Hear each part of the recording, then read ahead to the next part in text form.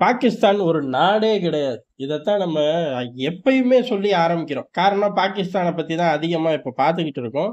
அதனால பாகிஸ்தான் நாடுன்னு நம்ம பேசுறோம் அப்படின்னு யாரும் நெனச்சிடக் கூடாதுல்ல. அதனால நாடே இல்ல அப்படின்னு தான் அறிவிக்கிறோம். அறிவிக்கிறது மட்டும் கிடையாது. அந்த பயலுகளோட ஆக்டிவிட்டி பூரா மனுஷனே இல்ல. நாங்க பூரா பைத்தியக்கார பயலுக அப்படிங்கிற மாரி தான் இருக்கு.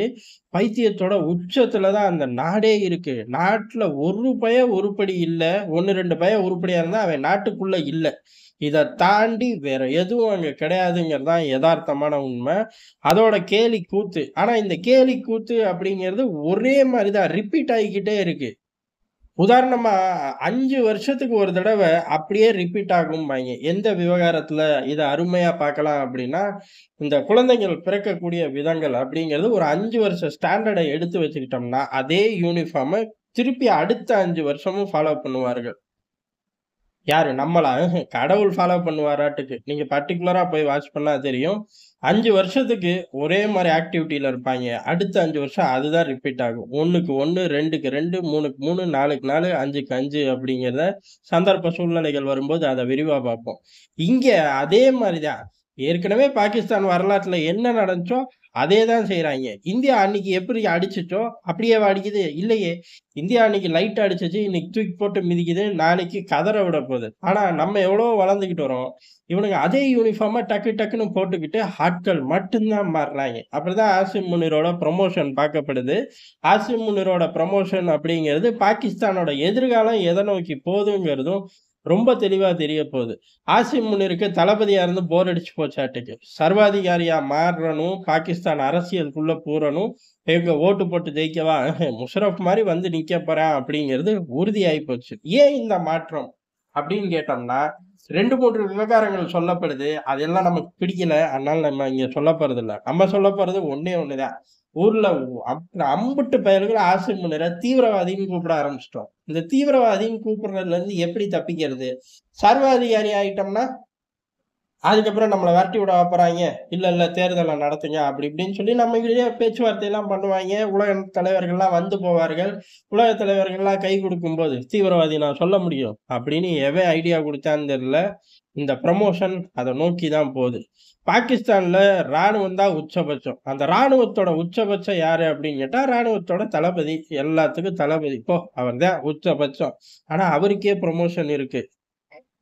இதுக்கு மேல தான் யாருமே இல்லையே! அப்புறம் எப்புட்றா புரமோஷன் குடுப்பீங்க அப்புட்ன்னா, ஃபீல்ட் மார்ஷல் அப்படின்னு ஒரு புரமோஷன் குடுக்குறாய்ங்க. என்னடா இது! ஏற்கனவே அவன் பெரிய ஆள் தான். இதுக்கு மேல அவன் பெரிய ஆள்ன்னு சொல்லி என்ன ஆகப்போது? அப்படின்னு கேட்டோம்னா, இங்க தான் சூட்சமமே இருக்கு.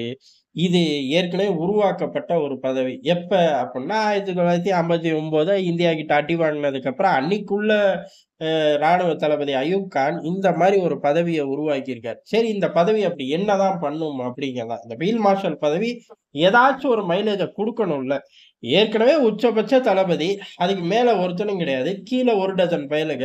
ஃபீல்ட் மார்ஷலா மாத்துனதுக்கு அப்புறம் என்ன மாறும் அப்படிங்கிறது தான். இப்ப அந்த காலகட்டத்துல அயூப் கான் தோத்தான். அதுக்கப்புறம் ராணுவத்துல அவனுக்கு எதிரா ஆட்கள் செயல்பட்டு அவன தூக்கி எறியறக்கான திட்டங்களும் பார்லரா தயாராகும். அது இயற்கை. பாகிஸ்தான்ல மாத்தவே முடியாது.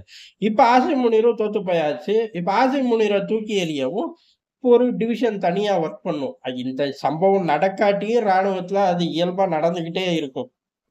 என்ன ஆசிம் முனிருக்கு கூடுதலா 100% நடக்குது. இப்ப இந்த ஃபீல்ட் மார்ஷலா புரமோட் பண்ணதுக்கு அப்புறம், இந்த ஆளுக்கும் 2ஆம் நிலை அதிகாரிகளுக்கு உண்டான அதிகாரங்கள் அப்படிங்கிறது மலைக்கும் மடுக்கும் மாரி வித்தியாசமா மாறி போயிருமாமா. யாராலயும் இவர் இடத்த சேலஞ்ச் பண்ண முடியாது அப்படிங்கிற அந்த ரேஞ்சுக்கு கொண்டு போய் வச்சுருவார்கள்ன்னு சொல்லப்படுது. அவனுங்களுக்குள்ளே இந்த சீன அதிபருக்கு இவர்தான் எல்லாத்தோட சேர்மன் அப்படின்னு சொல்லி ஒட்டுமொத்த அதிகாரமும் அங்க அப்படியே ட்ரான்ஸ்பர் ஆகி கிடக்கும்ல. அந்த மாரி ராணுவத்துக்குள்ள என்னென்னமோ பிரிஞ்சு கிடக்கு மாட்டுக்கு. எல்லாத்தையும் இங்கிட்டு ஒருங்கிணைக்கிறது தான் வேலை. சரி இத யாரு முடிவு? ஆட்சி முனிர் தான். அவரு முடிவு பண்ணி ஷவாப் ஷெரீப் கிட்ட சொல்ல, ஷவாப் ஷெரீப் குடுத்துட்டாரு. முடிஞ்சு போச்சு. சரி இதுக்கப்புறம் என்ன பண்ண போறாரு அப்படிங்கிறது தான். காரணம் இந்தியா கூட தோத்தா இத செய்யறது வழக்கம். எப்ப? ஏற்கனவே 59ல தோத்து போயிட்டு அயூப் கான் இதே தான் செஞ்சாரு. ஆசிம் முனிரும் அதே தான் செய்றாரு. சரி ராணுவ தளபதி பதவிய தக்க வச்சுக்கணும். அதே மாரி ராணுவத்துக்கு ஏற்பட்ட அசிங்கத்த துடைக்கணும்.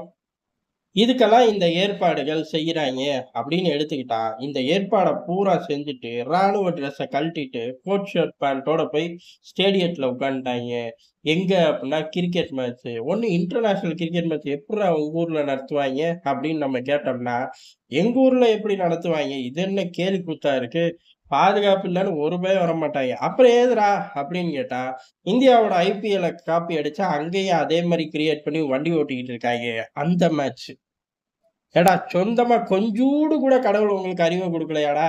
எல்லாமே எங்கள பார்த்து காப்பி அடிக்கிறது. நாங்க அத உலக ரேஞ்சுக்கு ஹைடெக்கா உருவாக்கி வச்சிருக்கோம். குண்டூசிய வச்சுட்டு அத காப்பி அடிச்சோம்ன்னு வேற வெட்கம் இல்லாம சொல்றியேடா! அப்படின்னு கேட்டா, அதத்தான் சொல்றாய்ங்க. நம்மள 1000 தாட்டி சொல்ட்டோம். எங்களோட ஐபிஎல் மாரி உங்களோட ஐபிஎல் சொல்லாதீங்கடா, சொல்லாதீங்கடான்னு. கேட்கவே மாட்டேங்கிறாய்ங்க. அந்த மேட்ச்ல போய் கோட் ஷூட்டோட உட்கார்றாரு. உட்கார்றான். தீவிரவாதி பய, ராணுவ தளபதியா இருந்தான். இப்ப ஃபீல்ட் மார்ஷல்ங்கிறாய்ங்க. நாளைக்கு அதிபரும்பாய்ங்க. எல்லா மனிதர்களுக்கும் ஏதோ ஒரு காலகட்டத்துல கடவுள் கஷ்டத்த குடுப்பார் அப்படிங்கிறது பொதுவான ஒரு தியரி. அதேபோல நம்ம நாட்டுக்கு இவன பக்கத்திலேயே வச்சு கஷ்டத்த குடுத்துட்டாருங்கிறதும் பொதுவான தியரி. காரணம் ஆசி முனிவரோட அக்கப்போர் இதோட முடிய போறது இல்லைங்கிறது ரொம்ப தெளிவாயிருச்சு. சரி கோட் ஷூட் மூலியமா ஸ்டேடியத்துல இருந்து அப்படியே மக்களுக்கு கையாட்டுறது மூலியமா என்ன மெசேஜ் பாஸ் ஆகுது அப்படின்னா, வருங்கால அரசியல் தலைமை இவர்தான். சிம்பிள். ஷபாப் ஷெரீப் கவர்மெண்ட்ட எந்த நேரத்திலயும் கவுத்துருவாய்ங்க. கவுத்துட்டு ராணுவம் டேக் ஓவர் பண்ண போகுது அப்படிங்கிறதுக்கு தான் இந்த ஆள் இம்புட்டு வேலையும் பார்த்துக்கிட்டு இருக்கான்.